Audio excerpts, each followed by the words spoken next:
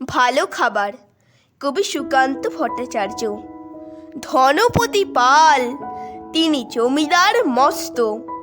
সূর্য রাজ্যে তাঁর যায় না কো অস্ত। তার উপর ফুলে ওঠে কারখানা ব্যাংকে, আয়তনে হারালেন মোটা কোলা ব্যাংকে। সবার হুজুর তিনি, সকলের কর্তা, হাজার সেলাম পান দিনে গড়পড়তা। সদাই পাহারা দেয় বাইরে সেপাই তাঁর, কাজ নেই তাই শুধু খাই খাই বাই তাঁর।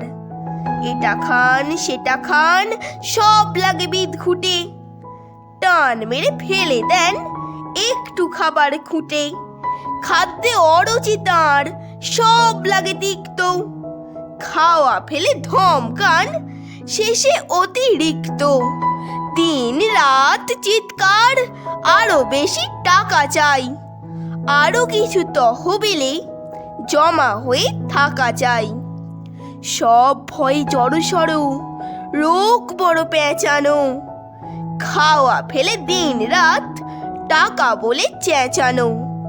ডাক্তার কবিরাজ ফিরে গেল বাড়িতে, চিন্তা পাকালো জট নায়েবের দাড়িতে। নায়েব অনেক ভেবে বলে হুজুরের প্রতি, কি খাদ্য চাই, কি সে খেতে উত্তম অতি। নায়েবের অনুরোধে ধনপতি চারদিক দেখে নিয়ে বার কয়, হাসলেন ফিক ফিক। তারপর বললেন, বলা ভারী শক্ত, সবচেয়ে ভালো খেতে গরিবের রক্ত।